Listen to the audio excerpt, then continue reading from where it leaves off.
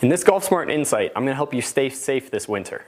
So I had a tragic story where I've got a student who's been making really good progress working indoors, releases coming along, transitions coming along, and I just got word that he fell and hurt his wrist. He's not really sure what he did, but doctors say he shouldn't hit golf balls for a little while. So I'm worried about a little regression, but I know that we'll be ready for the spring. Wrist injuries, back injuries, injuries associated with falls are way too common. So I'm going to give you a little tip here on how to walk and how to stay safe when you're traversing ice or snowy conditions. So I'm going to give you a quick little physics lesson, and then we're going to talk about different walking strategies and which ones are going to be problematic and what you need to avoid. So first, the little physics strategies, or the little physics lesson.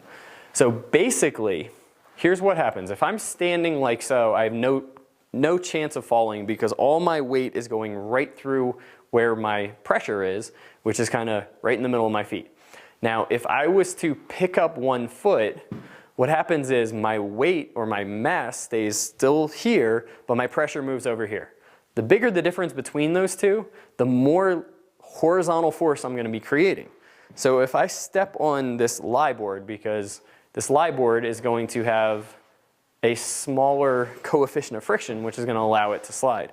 So now, if I were right here and I pick up my foot, no problem. If I take a little wider stance and I pick up my foot, now what's going to happen is there's a slightly bigger horizontal force, and because this lie board is like ice and has less of a coefficient of friction, it's not pushing back as much, and so therefore my foot slides. Here's how that applies to walking.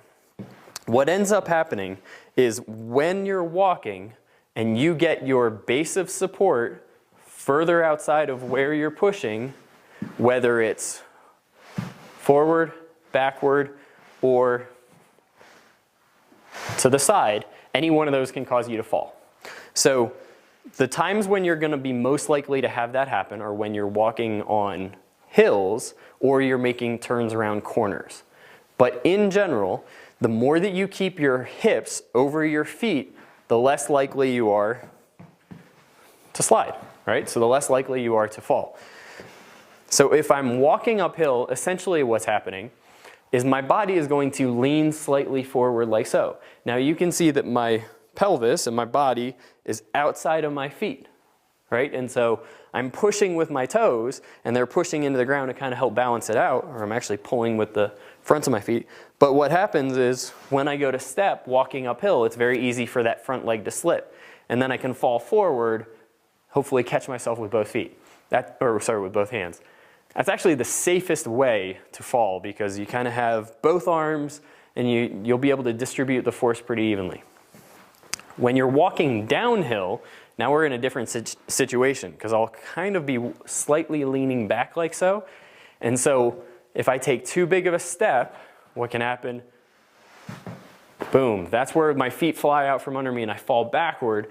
Typically, it's hard to catch yourself like this, so you'll twist. And now I've got all my weight coming down on one arm. That's one of the bad ways to fall because you can hit your head, you can hurt your back, and you can definitely hurt your wrist.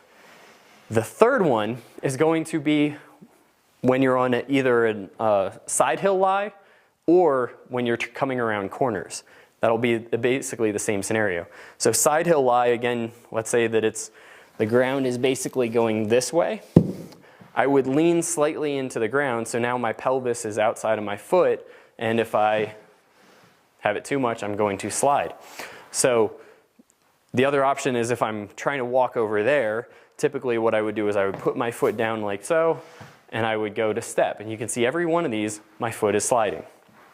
The more that I take these small steps and keep myself over my base of support, the board's not going to slide, I'm not going to fall. So the simple strategies are make sure that you have a good rubber-soled shoe. You don't want a slick leather shoe because that decreases the coefficient of friction even more. So then it basically takes nothing. If my base of support gets even slightly, a couple millimeters outside of where my pressure is, that foot can go sliding. Be careful when you're walking uphill, downhill. Lower yourself by kind of stepping into your knees on those uphill, downhill, because then when you lean forward or backward, you can adjust it with your shock absorbers. And the last one is when you're making turns. That's the one that I see as the one where you're talking to somebody where you're with, you're not really even thinking about it, and boom, here's where the fall happens. Make sure that when you start the turn, you start it on the outside foot. So if I'm trying to turn over that way, I want to make sure that I'm stepping on my right foot so that if I did fall, my left foot is underneath me to catch me. The time when you're going to get the really bad falls are like this. So now I'm going to go over that way, but I took a long stride. Normally on the ground this wouldn't be any problem. I'm just going to walk like so. But if I do that on ice, what's going to happen is that's going to slide, and if I get this foot out, both feet are going up in the air and I've got nothing but this right arm and this shoulder in a very weak position to try to catch myself. And I believe that's what happened to my student, and I don't want that to happen to you. So keep very small steps, keep your mass over your feet, and bend in your knees and kind of shuffle your feet, and you should be safe even on some of the slickest of ice.